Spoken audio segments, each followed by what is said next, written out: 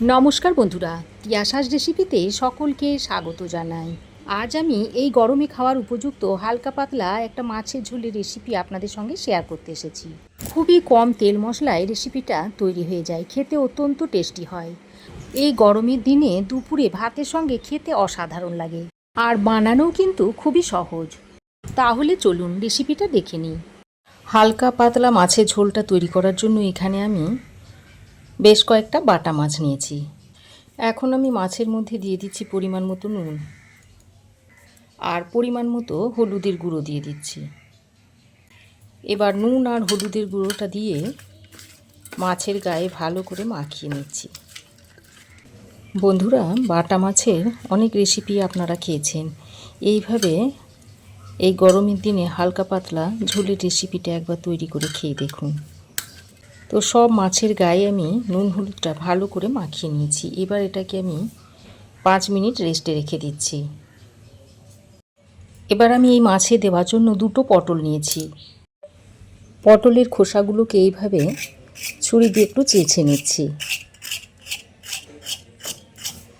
আপনারা চাইলে খোসা ছাড়িয়ে দিতে পারেন। আমি এইভাবে খোসাটাকে চেঁচে নিচ্ছি। একইভাবে দ্বিতীয় পটলটাকেও ছাড়িয়ে নিচ্ছি। পটলের খোসাগুলোকে আমি চেঁচে নিয়েছি। তারপর এই পটলের দুমুখ কেটে ফেলে দিচ্ছি। এবার এই পটলটাকে 4টে টুকরো করে নিচ্ছি।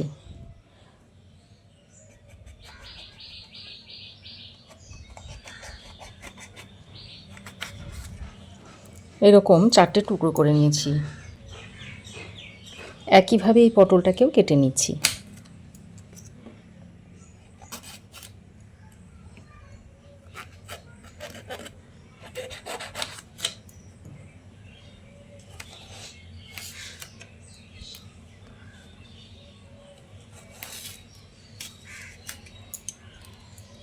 তো দেখুন, পটলটা কেটে নিয়েছি। পটল কেটে নেওয়ার পর একটা প্লেটের মধ্যে তুলে নিয়েছি। এবার আমি 2টো আলু নিয়েছি। এই আলু দুটোকেও খোসা ছাড়িয়ে ভালো করে ধুয়ে নিয়েছি। তারপর আলুটাকে কেটে নিচ্ছি। প্রথমে আলুটাকে 3টে টুকরো করে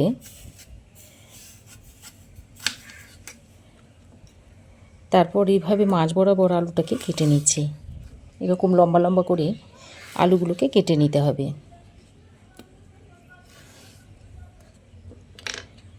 দেখুন, ঠিক এইভাবে কেটে নিয়েছি।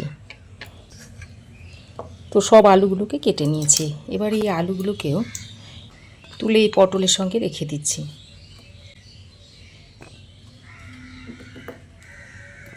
আলু পটল কেটে নিয়েছি, আর আলুগুলোকে কাটার পর আরও একবার ধুয়ে নিয়েছি। এবার আমি একটা মশলা তৈরি করে নেব। তার জন্য একটা ছোট্ট বাটির মধ্যে নিয়ে নিচ্ছি 1 চামচ পরিমাণ গোটা জিরে, দিয়ে দিচ্ছি 8-10টা মতো গোটা গোলমরিচ, আর দিয়ে দিচ্ছি একটা পাকা লঙ্কা। শুকনো লঙ্কা নয়, কাঁচা লঙ্কার মধ্যে যেগুলো রং ধরে যায় সেই লঙ্কাটাই দিয়ে দিচ্ছি। এবার এটাকে শিলেতে করে একটু বেটে নেব। অল্প অল্প জল দিয়ে এইভাবে শিলেতে করে বেটে নিতে হবে। তো দেখুন, মশলাটাকে আমি বেটে নিয়েছি। এবার আমি একটা বাটির মধ্যে তুলে নিচ্ছি।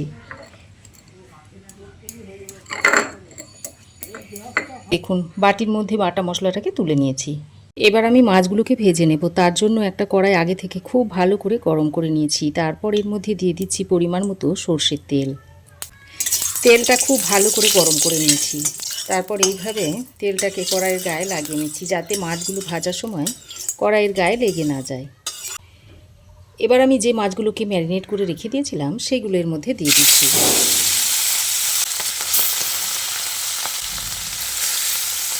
প্রথমে আমি 3টে মাছ দিয়ে দিয়েছি।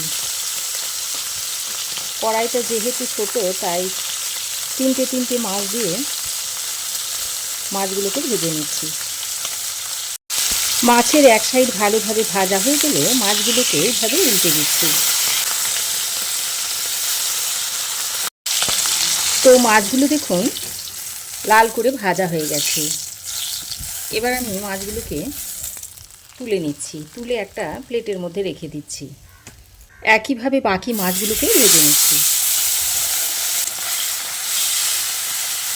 তো এই মাছগুলো দেখুন ভাজা হয়ে গেছে, এগুলোকেও আমি তুলে নিচ্ছি।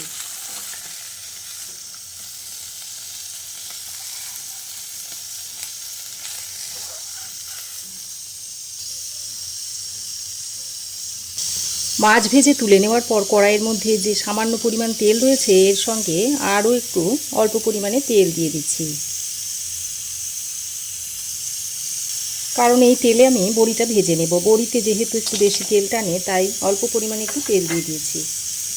এবার বড়িগুলো দিয়ে লালচে করে ভেজে নিচ্ছি। বড়িগুলো এমনভাবে ভেজে নিতে হবে যেন ভিতর পর্যন্ত ভালোভাবে ভাজা হয়ে যায়, ভিতরটা যেন কাঁচা না থাকে। দেখুন বড়িটাকে আমি লাল করে ভেজে নিয়েছি। এবার এই ভাজা বড়িটাকে তুলে নিচ্ছি। দেখুন বড়িটাকে তুলে নিয়েছি। এবার বাকি যেটুকু তেল রয়েছে এই তেলের মধ্যে দিয়ে দিচ্ছি 1 চামচ পরিমাণ রাঁধুনি। এবার এই রাঁধুনিটাকে কিছুক্ষণ ভেজে নিচ্ছি। তো রাঁধুনিটা কিছুক্ষণ ভেজে নিয়ে এবার আমি এর মধ্যে কেটে রাখা আলু আর পটলটাকে দিয়ে দিচ্ছি। পটল আর আলুটাকে দিয়ে একবার ভালো করে নেড়ে চেড়ে মিশিয়ে নিয়ে এর মধ্যে পরিমাণ মতো নুনটা দিয়ে দিচ্ছি, আর দিয়ে দিচ্ছি একটু হলুদের গুঁড়ো। নুন আর হলুদের গুঁড়োটা দিয়ে আলু পটলটাকে ভালো করে মিশিয়ে নিচ্ছি। তারপর 1-2 মিনিট মতো একটু কষিয়ে নেব। জাস্ট আলু পটল থেকে একটু কাঁচা গন্ধটা চলে যাওয়া পর্যন্ত খানিকক্ষণ কষিয়ে নেব। তো খানিকক্ষণ ভালো করে কষিয়ে নেওয়ার পর এবার আমি এখানে অল্প পরিমাণে একটু জল দিয়ে দিচ্ছি। আর এই জলটা দেওয়ার কারণে মশলাটা যেমন আলু পটলের গায়ে ভালোভাবে মিশে যাবে আর আলু পটলটা একটু মজেও যাবে। তো ভালো করে মিশিয়ে নিয়ে এবার আমি একটা ঢাকনা লাগিয়ে আলু পটলটাকে কিছুক্ষণ কষিয়ে নিচ্ছি। তো বেশ কিছুক্ষণ ঢাকা দিয়ে দিয়ে আলু পটলটাকে কষিয়ে নিয়েছি। এবার আমি ওই যে বাটা মশলাটা তৈরি করে রেখে দিয়েছিলাম সেটা দিয়ে দিলাম, সঙ্গে অল্প পরিমাণে একটু জল দিয়ে দিচ্ছি। এবার আবারও এই বাটা মশলাটার সঙ্গে আলু পটলটাকে ভালো করে কষিয়ে নিচ্ছি। বন্ধুরা, এই গরমে বেশি তেল মশলার খাবার খেতে কারোরই ভালো লাগে না। তো এইভাবে যদি হালকা পাতলা মশলা দিয়ে মাছের ঝোল তৈরি করে খাওয়া যায় তাহলে স্বাস্থ্যের পক্ষে যেমন খুবই ভালো হয় তেমনি মুখের রুচিটাও ফিরে আসে।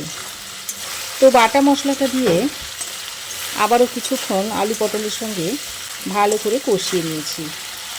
এবার আমি এর মধ্যে পরিমাণ মতো জল দিয়ে দিচ্ছি। আমি এখানে বেশ কিছুটা পরিমাণে জল দিচ্ছি, যেহেতু আজকে আমি একটা হালকা পাতলা মাছের ঝোলের রেসিপি তৈরি করছি তাই জলটা একটু বেশি পরিমাণেই দিচ্ছি। তো জলটা দিয়ে আলু পটলের সঙ্গে ভালো করে মিশিয়ে নিচ্ছি।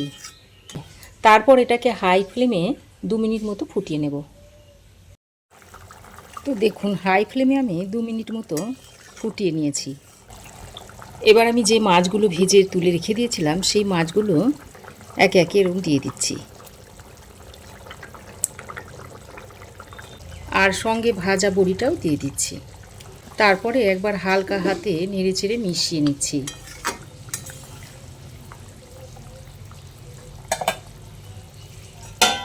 এবার এটাকে ঢাকা দিয়ে 5-6 মিনিট মতো রান্না করে নিচ্ছি। তো ঢাকা দিয়ে আমি 5-6 মিনিট মতো রান্না করে নিয়েছি। আর দেখুন মাছের ঝোলের রেসিপিটা তৈরি হয়ে গেছে। আলু ভালোভাবে সেদ্ধ হয়ে গেছে। এখন আমি এটা আপনাদের সার্ভ করে দেখাচ্ছি। এখন গ্যাসের ফ্লেম বন্ধ করে আপনাদের রেসিপিটা সার্ভ করে দেখাচ্ছি। এই রকম হালকা পাতলা মাছের ঝোল গরমের দিনে ভাতের সাথে খেতে অসাধারণ লাগে।